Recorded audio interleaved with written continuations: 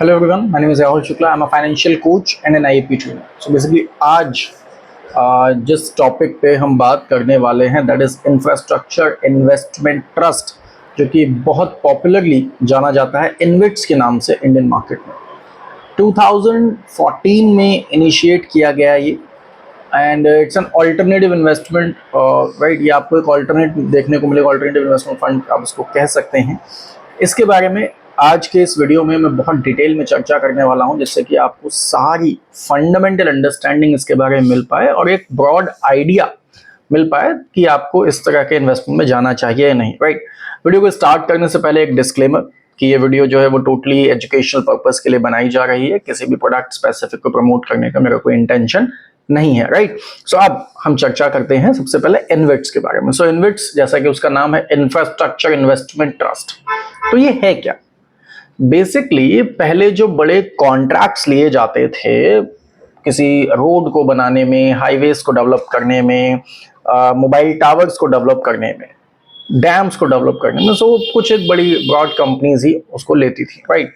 अब उसके लिए फंड्स बहुत सारा चाहिए होता था। जनरली लोग जिनके पास बड़े फंड होते थे दे मैनेज दैट बैंक्स से सोर्सिंग करके। लेकिन गवर्नमेंट ने 2014 में इन्वेट्स नाम का एक कॉन्सेप्ट यानी कि इंफ्रास्ट्रक्चर इन्वेस्टमेंट ट्रस्ट नाम का एक कॉन्सेप्ट वो लेकर के आए, जहां पे जनरल पब्लिक भी वहां पर अपना पैसा इन्वेस्ट कर पाएगी और उस पैसे का इस्तेमाल कंट्री की ग्रोथ के लिए किया जा सकेगा, राइट। सो ये जो स्ट्रक्चर है इन्वेट्स का, वो बेसिकली एक ट्रस्ट के फॉर्म में, कि उसको मैनेज कौन कर रहा है? एक ट्रस्ट मैनेज करेगी, उसको एक ट्रस्टी मैनेज करेगा। सो जो ट्रस्टी है वो क्या करेगा? बेसिकली फंड्स लेने के लिए या तो वो आईपीओ लाएगा या फिर वो उसको बेसिकली जो इनिशियल प्राइवेट प्लेसमेंट्स होते हैं उस तरह से उस इन्वेस्टमेंट को लेकर के आएगा, राइट। ये बेसिक स्ट्रक्चर है। और जो भी इन्वेस्टमेंट किए जाएंगे वो टोटल इनकम जनरेटिंग एसेट्स में किए जाएंगे, यानी ऐसी एसेट्स में आपका इन्वेस्टमेंट होगा जहां से रेगुलर इनकम आपको जनरेट हो सके। इस तरह के ऑप्शंस आपको देखने को मिलेंगे, राइट। कौन कौन सी इंफ्रास्ट्रक्चर एसेट्स होंगी? एज आई मेंशन्ड, डैम्स हो सकते हैं, हाईवेज हो सकते हैं, ब्रिजेस हो सकते हैं, पावर प्लांट्स हो सकते हैं, टेलीकम्युनिकेशन के टावर्स हो सकते हैं। ये रेगुलर इनकम के ऑप्शन हैं। यहाँ पे रेगुलर कैश फ्लोज आते हैं via tolls, via fees etcetera. इन सब ऑप्शंस में आपको देखने को मिलेंगे, राइट। सो एक इन्वेस्टर इन्वेस्टमेंट करेगा कैसे? Simple, InvITs are listed on stock exchanges. तो आप स्टॉक एक्सचेंज से जैसे शेयर्स खरीदते हैं, बिल्कुल वैसे ही आप इन्वेट्स की यूनिट्स को बाय कर सकते हैं, होल्ड कर सकते हैं, और इस पर आपको रेगुलर एक डिविडेंड इनकम जो है एक तरह से आपको देखने को मिल जाएगी। आप चाहें तो इसमें लिक्विडिटी का, बहुत सारे लोग क्वेश्चन पूछते हैं लिक्विडिटी कैसी है? Liquidity is fantastic. जैसे स्टॉक मार्केट में लिक्विडिटी है, जब आप चाहो अपना स्टॉक बेचो एंड एग्जिट द मार्केट, बिल्कुल वैसे ही आप इन्वेट्स के यूनिट्स को भी सेल आउट कर सकते हो इजीली। तो उसमें कोई खास प्रॉब्लम आपको देखने को नहीं मिलेगी। डिविडेंड आएगा कितना, क्या एवरेज रहता है? देखिए, मैं रेट ऑफ डिविडेंड नहीं बता रहा कि मतलब रेट ऑफ इंटरेस्ट कितना रहेगा, आरओआई कितना आएगा, I am not gonna tell you that. But हाँ, एक ब्रॉड आइडिया मैं आपको जरूर दे सकता हूं कि जो भी इन्वेस्टमेंट आप किसी भी इन्वेस्ट में करते हैं और उस इन्वेस्ट का जो इन्वेस्टमेंट फर्दर जिस भी एसेट में गया है, जो भी उससे कैश फ्लो आएगा, जो भी उससे प्रॉफिट अर्न होगा, उस प्रॉफिट का एटलीस्ट आमतौर पे 90% of that profit is distributed as a dividend to the investors. तो ये बड़ी मजेदार चीज, फायदेमंद चीज आपको देखने को मिलती है। तो रेगुलर कैश फ्लो जो है in the form of dividend आपको देखने को मिलता रहता है, एक इन्वेस्टर के लिए फायदेमंद ऑप्शन हो सकता है। देन बात आती है सर, इसको रेगुलेट कौन कर रहा है? कोई है भी इसके ऊपर या नहीं? पता लगा हमने आज में इन्वेस्टमेंट किया, कल वो चले गए, then who will manage, who will take the responsibility of that? तो एक मजे की बात यह है सर कि इन्वेट्स को, क्योंकि वो स्टॉक एक्सचेंज पे लिस्टेड हैं, सेबी मैनेज करता है। सेबी उसको ऊपर रेगुलेटरी अथॉरिटी है, तो सेबी ध्यान रखता है। So you don't have to worry about it all, क्योंकि उसके ऊपर सेबी बैठा हुआ है। So SEBI will take care, right. तो SEBI stands for security and action board of India. जिसको सेबी के बारे में ठीक ठाक जानकारी नहीं है, मैं उसके लिए एक वीडियो और सेपरेट वीडियो बना दूंगा, then you may watch that video, right. अभी सर कोई क्यों जाए इन्वेट्स में? क्या कोई टैक्स बेनिफिट्स हैं? यस और no? The answer is yes, क्योंकि यहाँ पे रेगुलर डिविडेंड इनकम आपको मिलता है। So it's a regular income plan, right. आप इनकम ऑप्शन की तरह इसको देख सकते हैं। तो यहाँ पे डिविडेंड पे आपको जो भी है इनिशियल टैक्सेस पे करने पड़ते हैं, तो यहाँ पे अल्टीमेटली आपको बेनिफिट देखने को मिल जाता है। लिक्विडिटी के बारे में हम ऑलरेडी चर्चा कर चुके हैं। लिक्विडिटी काफ़ी अच्छी है। जब से आप स्टॉक मार्केट्स में बेसिकली शेयर्स बेच करके जैसे शेयर्स को आप बेसिकली अमाउंट को रियलाइज कर सकते हैं, बिल्कुल वैसे ही इन्वेट्स के केस में भी आप अमाउंट को रियलाइज कर सकते हैं। उसमें कुछ खास प्रॉब्लम नहीं आती।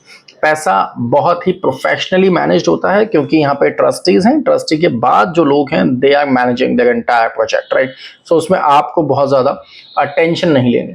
सबसे इंपॉर्टेंट क्वेश्चन आमतौर पे जो होता है वो होता है सर रिस्क फैक्टर कितना है, राइट। हमने एक बड़ी पॉपुलर लाइन सुनी है about mutual funds and so many other funds कि sir mutual fund investments are subject to market risk and everything has something connected to market risk, right. तो हमको यहाँ पे ये ज्यादा रिस्क का ऑप्शन है या फिर ये कम रिस्क का ऑप्शन है, सूटेबल है या नहीं है, उसके बारे में देखिए रिस्क हमेशा रहता है हर चीज में, बट यहाँ पे risk in comparison to other option थोड़ा सा कम मिलता है। जो रिस्क होगा वो होगा इंटरेस्ट रेट्स पर कि सर इंटरेस्ट रेट चेंज होंगे, ठीक है। रेगुलेटरी चेंजेस पे आपको थोड़ा सा रिस्क यहाँ पे बना रहेगा, तो इसका आपको ध्यान रखना है जो भी अंडरलाइंग प्रोजेक्ट्स होंगे उसके ऊपर। सो रिस्क बहुत ज्यादा नहीं है, but still there are some sort of risk, चाहे वो आपके इंटरेस्ट रेट पे हो चाहे वो रेगुलेटरी चेंजेस पे हो। ये आपको थोड़ा सा ध्यान में रख के तब इस ऑप्शन की तरफ जाना पड़ेगा। किस टाइप के इन्वेस्टर के लिए सूटेबल है? देखिए वैसे तो ये सबके लिए सूटेबल है। If you want you may invest in its, right. Anyone can invest. आपके पास एज लो एज 100-150 रुपए भी है तो भी उसमें यूनिट एक बाय हो जाता है। आप उसको बाय कर सकते हो, होल्ड कर सकते हो, रेगुलर डिविडेंड के ऑप्शन ले सकते हो। आमतौर पे ये सबसे ज्यादा जो फ्रूटफुल, जो जिसके लिए सबसे ज्यादा एक्सपोजर इसको आता है वो है high net worth individuals.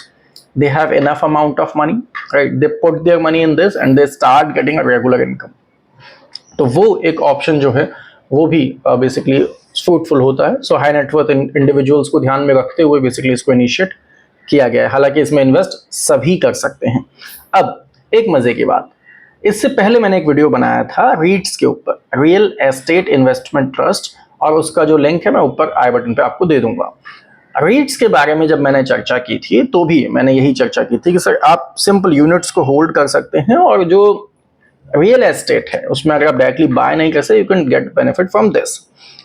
इन्वेट्स are similar, not same but similar. Difference क्या है? सिर्फ इतना कि रीट्स के केस में वो रियल एस्टेट में, डायरेक्ट प्रॉपर्टी में, कमर्शियल हब्स में जाता है इन्वेस्टमेंट।